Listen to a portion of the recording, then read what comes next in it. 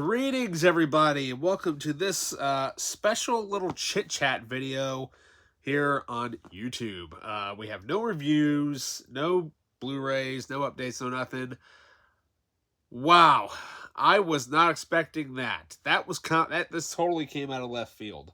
Now, granted, with the fact that Mario did so well, I kind of figured eventually we might get this movie, but wow, I was not expecting it to be live action.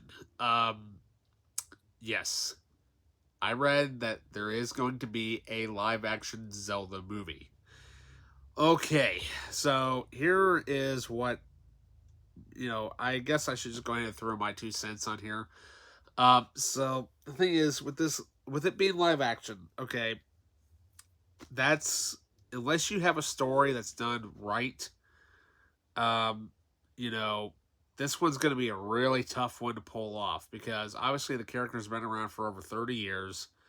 Yes, there are different iterations of the character from the original game to uh to Link's Awakening, Ocarina of Time, the Four Swords, the Oracle of Ages and Seasons, as well as the more current versions, like Tears of the Kingdom and and also like Twilight Princess as well. But yeah, so at least they announced that at least they're looking for someone to play Link between the ages of 15 to 20, which is probably about a good age range. But if it was me, I would go for more around the age of probably at least 17, 18. I would go in the middle. Because that's kind of how, maybe 19 at the most. Because I would kind of stay away from 15 because I think Link, he might be a little too young around 15. I would go for more like the later, I would go somewhere between 17 to 19, somewhere in between there. Because obviously that's how old the character is in Ocarina of Time. Because Link, he's roughly about, in Ocarina of Time, he's roughly about what, 10? 9, 10, somewhere around there, because when there's the time jump, it jumps ahead 7 years. Now I know they're probably going to go for an unknown, but here's the one thing: is that, in my opinion, you kind of need to go for somebody who has a somewhat, a little bit of an Orlando Bloom, Legolas type. Not like as far as like like the look. Not I mean because had they made Zelda way back when Lord of the Rings came out, Orlando Bloom would have been the perfect choice for it by far. But obviously now that he's a little bit older now since then, obviously faces change and whatnot. But get that type. You know what I mean? As far as get somebody that's not quite that tall. I'd say go if you want to go about height wise. I'd go somewhere between maybe 5'7" to 5'6" to 5'8", somewhere around in there as far as height goes. Because obviously, when you have Ganon, who's obviously probably going to be the villain, obviously you want somebody that's at least 7 foot. That way you can have that that difference. Um, you know, um, at least 7 foot, maybe 7'1", maybe get some sort of like a basketball player type height of person. As far as Zelda goes, just whatever we do, please do not. One thing, okay, actually, let's do Zelda here real quick. We need somebody that's roughly around the same age as Link. I'd say maybe more, make Zelda maybe more around 19 to 21. So she's obviously a little bit older than Link, obviously. Um, but on top of that, please, for the love of God, make her do something awesome and not be the damsel in distress where she just goes, like that. Just please make her some sort of like a warrior type of character. Because, obviously she's the Princess of Hyrule. And, she needs to have, there needs to be at least some sort of scene where she, has to lead, a troop, a thing of troops into battle against Ganon or something like that.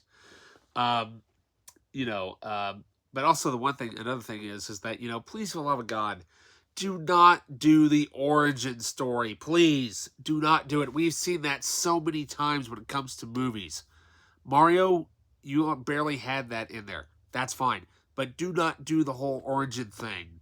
If you're going to do the origin story, do like a trailerized version of that. just as a teaser. We don't need that for the movie because origin movies, they do somewhat okay to really good. We don't need an origin. Explain it in the trailer and people will get it. Or maybe within the first like 2 minutes. But please let it be an original story. That's the main thing. So also, Hollywood, Nintendo. Also, Nintendo. Please, for the love of God, get Weta Digital somewhat involved in this. Have them, get the sword, have them do the actual sword work. Get realistic weapons. Craft that actual stuff, because if you look at Lord of the Rings, like that and all that type of stuff, like Game of Thrones, all that type of stuff, make sure it's done in camera. That is the main thing that people will believe the story better.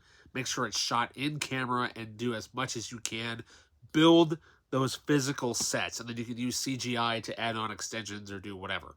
But when it comes to shooting like the outside, sequences and whatnot, yeah, sure, shoot in New Zealand because that's what a lot of people do. But also, try to look for spots in Japan. I think it would be awesome.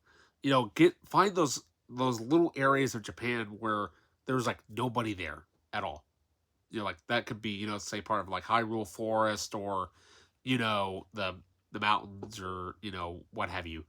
Now obviously, we know Ganon's gonna be, the villain and whatnot. But I think if you're going to do a Zelda movie, at least plan somewhat. At least plan out somewhat of a trilogy, at least. Because if it does good, then yes, you can go on to do the second one and whatnot. But, make it more, make it Lord of the Rings epic like. That is the big thing that needs to happen. Make everything, do a lot of stuff in camera, try out those old tricks that they were doing for Lord of the Rings. It may not work with today's cameras and whatnot, but on top of that, do not shoot digital. Please, for the love of God, shoot this movie on film.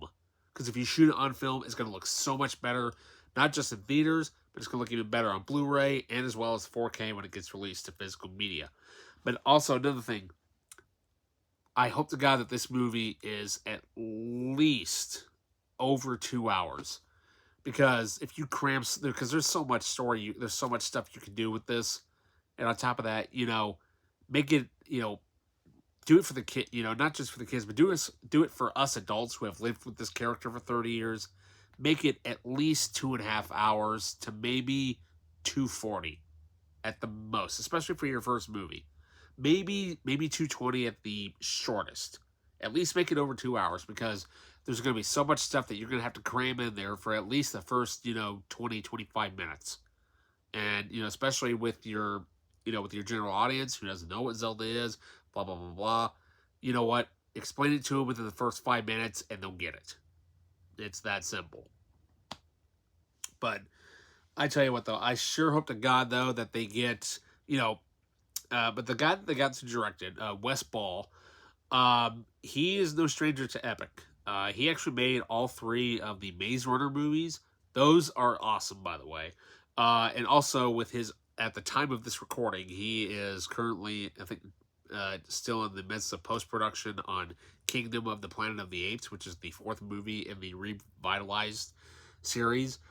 I hope his story is good, and, for the love of God, please get Miyamoto in there somehow as like a cameo or something like that. And then on top of that, Wes, if you actually ever do come across this video, please try to get Koji Kondo to actually compose the score, because that would be amazing. Have like that huge, epic, Zelda score.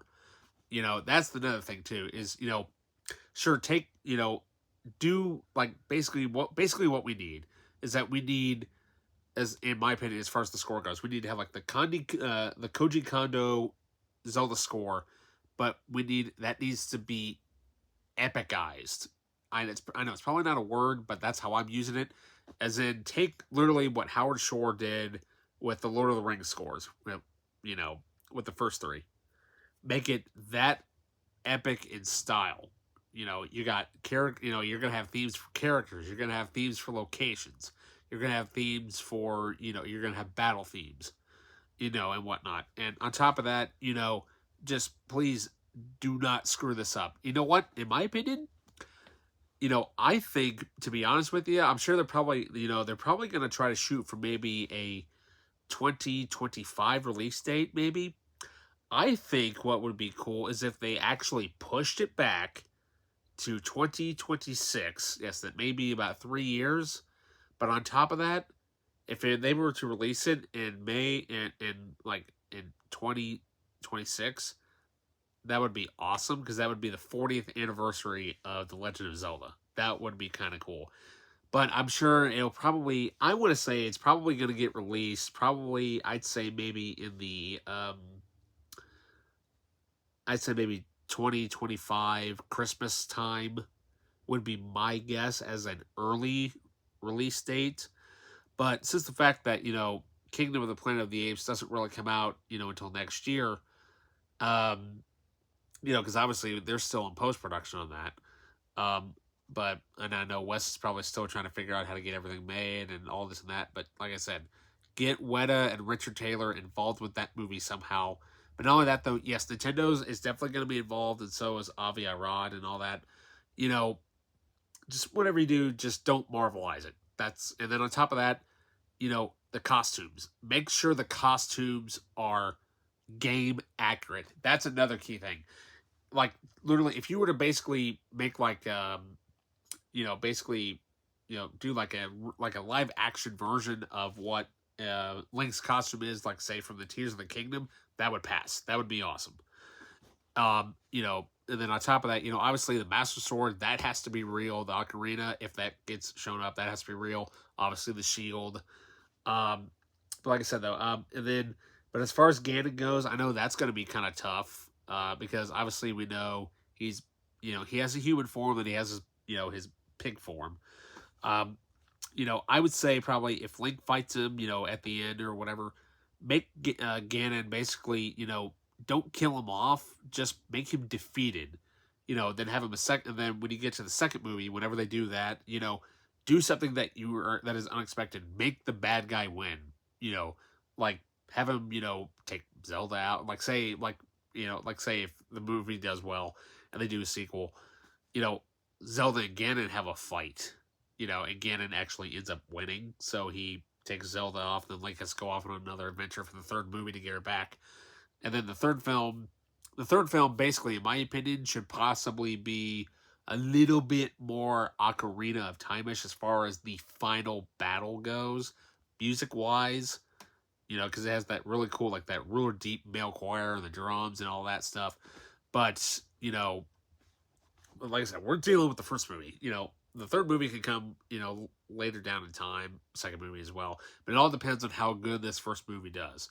But on top of that, though, please get Miyamoto in there somehow. That would be awesome, because obviously Legend of Zelda, it was his baby. Oh, and on top of that, Avi Arad, if you actually listen to this, somehow also get Zelda Williams involved in this movie.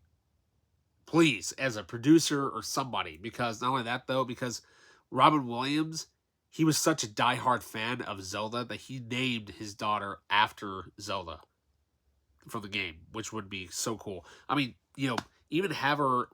This would be cool. What if, for example, let's just say for some reason, if Zelda Williams actually ended up playing the character of Zelda, that would be pretty cool. But that's just the diehard fanboy in me thinking, wouldn't an awesome what if? But either that or maybe have her play like a cameo as a